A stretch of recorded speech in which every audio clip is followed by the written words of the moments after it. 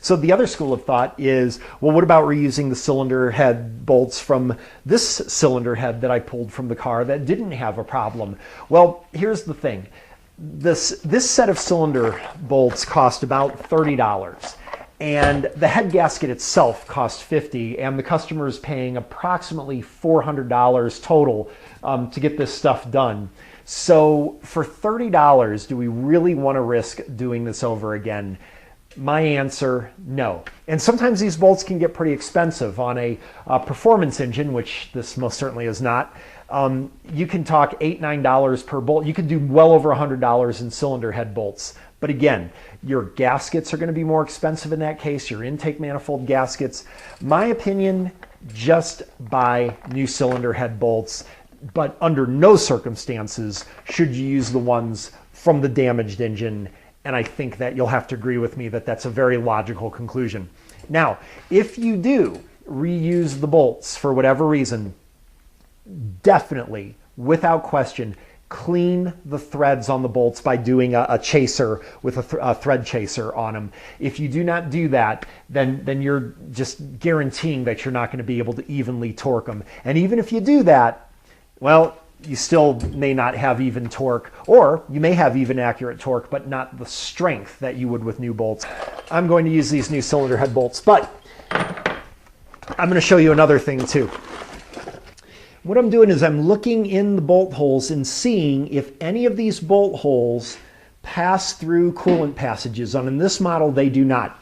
On many models, the cylinder bolt holes will actually pass through a coolant passage, and you'll be able to tell because if you look down the hole, you'll actually see the coolant passage hole connecting up with the bolt hole. You can also do it the other way. You can put your flashlight into the coolant passage and then see if any light comes through the cylinder bolt holes. And on this model, that's not the case. But let me tell you something if it is the case. And what I wanted to point out was at this point, pretty much every bolt that goes into this engine is going to get some type of sealant or lubricant or something put on it. And what most manuals are going to say, particularly the Haynes manuals, they're going to tell you that if the bolts go through coolant passages, that you need sealant on them. And that is why I was checking that, because you do need sealant on those. This is Permatex number 2. I think it's a non-hardening sealant, and that's what I use. Here is my problem. Remember, we are doing everything possible to make sure that we get equivalent torque on all of our cylinder head bolts. This bolt has a bunch of sticky, goopy, thick sealant on it, whereas this bolt has a thin layer of oil on it. You tell me that those are going to torque identically. I do not believe they are. So this is just the way I do things, and you're free to make mention in the comments if you disagree or have a better idea. If I put sealant on even one cylinder head bolt, because it's the only one that goes to the passage, I put sealant on all of them so that the torque is equivalent on every single bolt. And in this case, all of them are just going to get a light thin film of oil onto the threads because there are none of them that pass through the coolant passages. But at this point, I am going to be very, very particular to make sure that the torque is accurate on every bolt for this cylinder head. And I'm going to do another thing to make sure that that's the case. And hang on, because it's about to get really geeky up in this mug. So for our most important part coming up here, we're going to rely on a couple special tools in this application. A torque wrench and an angle gauge. And if you have this angle gauge right here, which costs about, I don't know, 10 bucks at AutoZone, throw it away. Because for 20 bucks, you can get this one from Lyle, which is far, far better. I strongly suggest getting this if you're going to do this job, because that piece of junk there is nothing but frustration, and we'll go over that in a second. But here's the thing. I'm not very worried about the angle gauge because they are pretty straightforward, as you will see. And you may not need an angle gauge in your application, by the way. But this I'm a little worried about, because this, unlike the angle gauge, I do not know for sure if this is calibrated or not. And even with the angle gauge, I'm still going to do a torque setting that if my torque is not accurate, because this may not be calibrated, then of course my accurate angle doesn't put the ultimate correct clamping force with the bolt, right? So it all rests on my torque wrench, no matter how you look at it. So what I want to do is check calibration of my torque wrench before I torque any bolts. And it's actually very easy to do that if you've passed third grade math. So what we're going to do is I've looked up the specifications, and I'm going to need to do approximately 40 pounds of torque on the bolts before I do the torque angle gauge. So I want to make sure that I'm accurate at around the 40 foot-pounds especially. So here is how I'm going to test it. So if you've ever used a torque wrench before, you know there's two delicious flavors. One of them is in inch pounds, and generally the one most people are familiar with is foot pounds. So it's very simple. That would mean that torque is equal, if it's in foot pounds, it's going to be to the length in feet times the weight in pounds. And what we're going to do is set up a situation where we can determine if my clicker torque wrench will actually click given a certain weight at a certain length. It's simpler than it sounds. And remember, not all torque wrenches are clicker types. A better way to do this would be to use another torque wrench and just see if your torque wrench is the same calibration as the other one. Not being a professional mechanic, all I have is my Great Neck torque wrench, which I've had for a good probably 10 years, I guess now. So what we're going to do is I already know that I want my weight, I want to be at 45 pounds of torque. And I know that because the math is going to work out easy. And that's going to be equal to a length. How do we know what the length is going to be? Well, let me show you. What we are going to do is we are going to measure from the center of where the socket will be to the center of the handle, where it just so happens to have this nice little groove here. And that's because the center of the handle is going to match where the center of my hand grabs onto, where of course most of the weight would be going to the torque wrench. So let's go ahead and get that measurement. So from the center of the handle to the center of where the socket will go is 15.5 inches.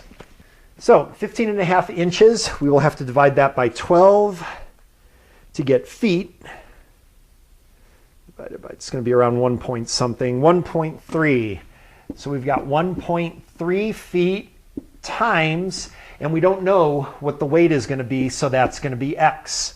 So solving for X, we're going to get 45 divided by 1.3.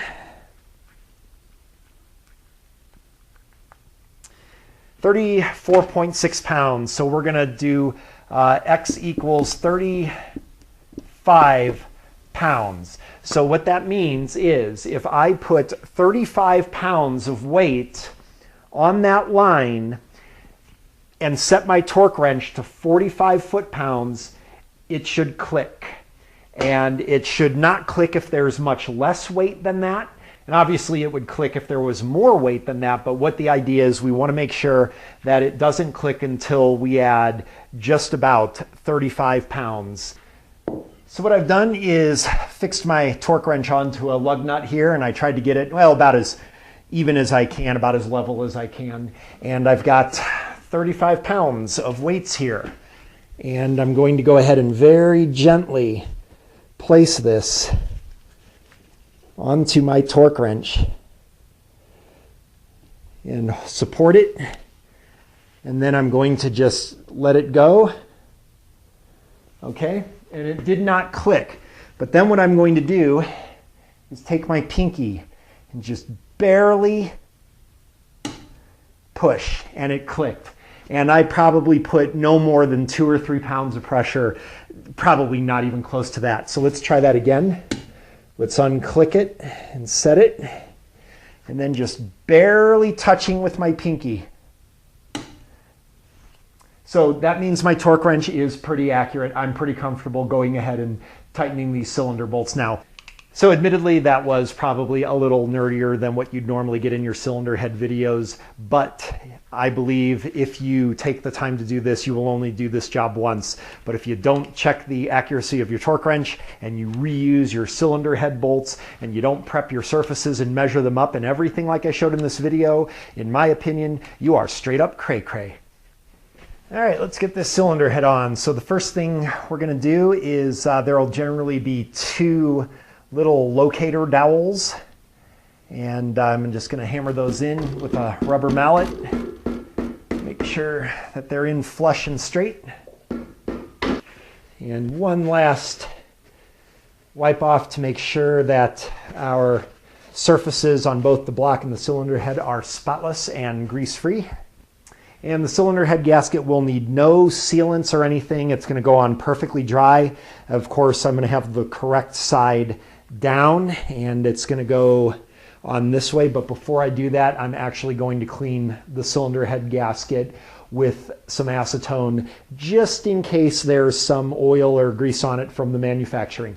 Gasket goes on, fire rings touching side down, and I'm just going to double check to make sure that it is on correctly and that all the holes are lining up and it looks good. All right, this next thing is just kind of my own little idea. I'm going to put some drinking straws into each of the corners here.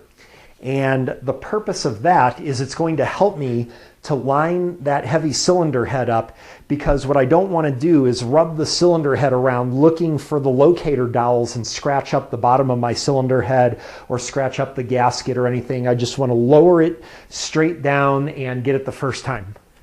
And this is the time to double and triple check that you put the cylinder head on in the right direction. All right, there's one straw there.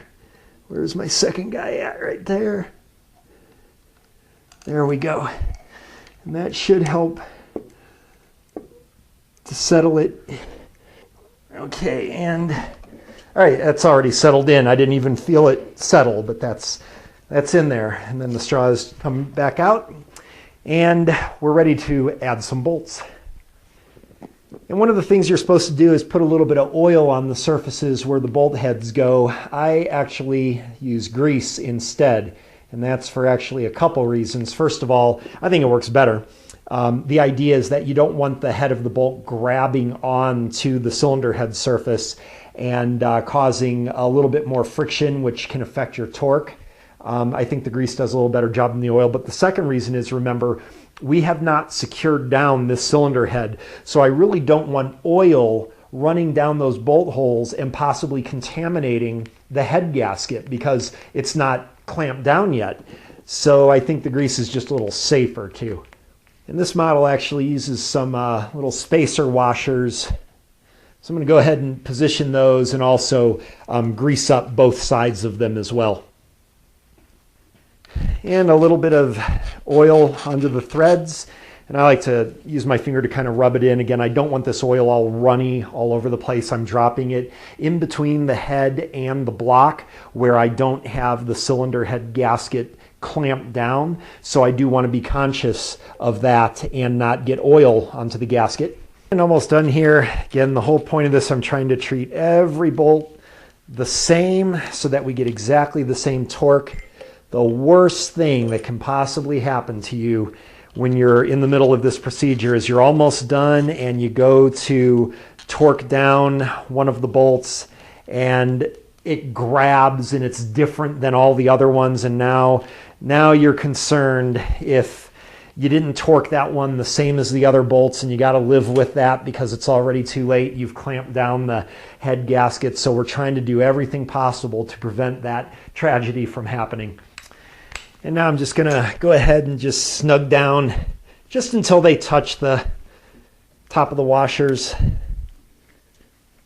Doesn't really matter which way or which sequence we do this yet because we're not torquing it down yet. I'm just getting them all down. So all of them are just flush with the surface now. And now it's time to do our torquing. Oh, sorry, that was twerking. Sorry, wrong thing. Sorry you had to see that. So you are going to need to get some specs for your particular model. And what I'm looking for is two things. First of all, the torque and also the torque sequence. There will be a torque sequence that you will have to follow. So let's see. And almost always it's sort of like a circular spiraling out pattern. But I'm going to put this torque sequence where I can see it and go ahead and get my torque wrench, which I know is accurate now. And I try to use as short an extension as possible. Let's see, this ought to be good enough. The shorter the extension, the more accurate it's going to be because there's less flex and less play. And what we're going to do is look at the directions, and I already kind of don't like these. So what we want to do is torque to 39 foot-pounds, but the problem is we don't want to torque right to 39 foot-pounds in one pass. So what I'm going to do is actually, 39 foot-pounds is not very tight, so I'm just going to do it in two passes. So we'll do the first one to say 25. We'll go ahead and we'll do this number one first. And when you do this, this is why we greased up, or you can use oil, but put stuff under the heads of the bolts. We want to have a very nice smooth turn, and there's our click. Once it clicks, you're done. Number two is going to be this one, and it should feel about the same for each one. Nice and smooth. You notice there's no binding, no grabbing, and that's exactly what we want. Number three is going to be over here. That one's a little loose, and you'll often find that as you tighten these bolts, the other bolts become looser, and that's the reason for doing this in the sequence and doing this in multiple steps, because we're clamping down the cylinder head, and it's gonna, if you don't do this right, you can warp the cylinder head. So let's do this one. Again, you want one smooth, fluid motion. This actually takes a little practice. Now, this one crisscrosses a little bit. Don't go real slow trying to find that click. If you just go one smooth fluid motion, it'll click, and it'll actually be a lot more accurate. If you try to find the click and you just go real slow and jerky, it actually may not click and you'll over torque it. Let's see, number 5. Got to kind of pay attention to what I'm doing.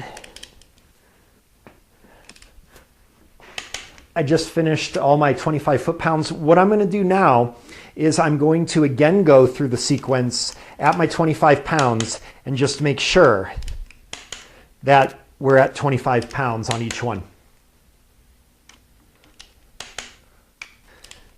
And this is just to make sure that we didn't miss any of the bolts before we move forward to a higher torque. All right, and now I'm going to go up to my 39. And again, following the sequence now at our 39 foot-pounds. Again, smooth motion, and I'm going to want to, because the engine's not in the car, I want to make sure that I've locked my engine stand up here so that the engine stand doesn't roll, because this is going to be a little more torque here. There it is. And I wish I had a really fancy, expensive snap-on torque wrench. I'd feel a little better about this, but again, I know that my wrench is calibrated. So I feel really good about this, and the bolts are moving nice and smooth. And now I just want to double check that I got every single bolt and that it's at the torque. Looks good. All right, I am done with my torque wrench, so I'm going to go ahead and set it to 0. Always store your torque wrenches, even these cheap ones. More important maybe with an expensive one, but set them to 0 before you set them away. All right, we are almost done. So again, if you've ever used this torque angle gauge, what you're supposed to do is go ahead and get your torque angle gauge onto the bolt, and then you go ahead and find a place for this little lever here, this little rod here to lock on, which on a lot of models is not going to be very easy to do because you've got a fixed space here. And even if you do lock it on, if you've ever used one of these before, one of the things you quickly find is that the thing kind of has a mind of its own. So when you go ahead and you hook up your breaker bar, you'll find that as you turn, you'll sometimes turn the bolt, but you won't turn the dial on here because the gauge kind of bends a little bit or doesn't seem to, really lock on. And there's not a lot of flex on this. It's just a design thing, I think. I hate this thing. Let me show you a much better way. This is easily the best value tool I think I have in my toolbox. And we can go ahead and we can just use this little end, this clamp end, and just clamp it anywhere. It's actually pretty amazing. It's just dead on accurate. And what I'm going to do is go ahead and zero this gauge out. Now, what we have to do here is I need to get 90 degrees. And I don't feel comfortable torquing this thing 90 degrees in one fell swoop and possibly warping the head. So similar to the torque, what I'm going to want to do is 45 degrees at a time and do this in a couple steps. And here's a quick tip for you. I'm going to paint a little reference mark on every bolt in the same location so that if I get distracted and lose count or anything, I'll know whether I have already turned the bolt or not. Get our gauge zeroed. And again, same thing. I want to do a single smooth motion to 45. First of all, I want to see where 45 is. So there's 40. So I'm going to recheck that I'm at 0. You only get one chance to do this right. And you also want to make sure that when you swing your ratchet, you're not going to be in the path of anything that's going to block it, but you want to do one smooth motion to your first stop, which is going to be 45 in this case. We'll move over to number 2. And again, same thing. I'm going to get on 0. And this isn't a huge amount of torque here on this cylinder head, so I'm not really too worried about it. If it was much more torque than this, I'd do it in 3 steps. All right, and I'm going to already check again to make sure that the swing of my ratchet isn't going to bind up on anything, so I can make a smooth pull to 45, and I'm going to repeat this through the series. And now I'm in my second set of 45 degrees. Let's see, we're on number 4 here.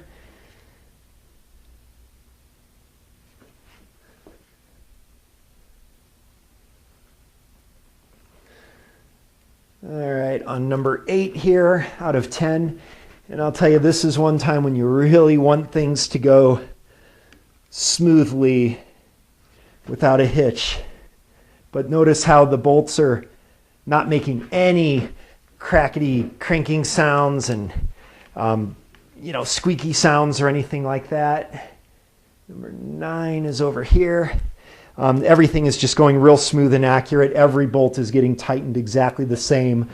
If you hear any noises coming from the bolts or something, well, then you've generally got something to worry about. And one last one here. All right, that's it. Man, I gotta tell you, this thing is one of the just probably the best value in my whole garage. I cannot believe, I'm sure this thing was only like 30 bucks. And boy, things didn't used to nearly go that smooth for me when I used to use that previous angle gauge. So strongly recommend you get one of these. It's from Lyle. I don't exactly know the part number of it. It doesn't seem to say on it, but this is definitely something to get. All right, just one final thing. Even though that was a simple 90-degree turn with 45-degree turns, you don't want to do kind of the old school thing where you set your wrench up in a horizontal position and then just go 45 degrees, or even if it's here, then 90 degrees would be perfectly horizontal with your body. You really want to be accurate with this far more than just guessing. One thing that sometimes people will do is take a protractor maybe or something and draw paint lines and things. Just trust me, get this gauge and you will only do this cylinder head job one time. So that's it for this video. I hope you found it helpful. Thank you very much for watching, and we'll see you next time. And maybe on the next video what we'll do is show how to replace a timing belt on one of these very common Toyota 2.2 liters. I think that would be a good one. So thanks again for watching. I hope it was helpful.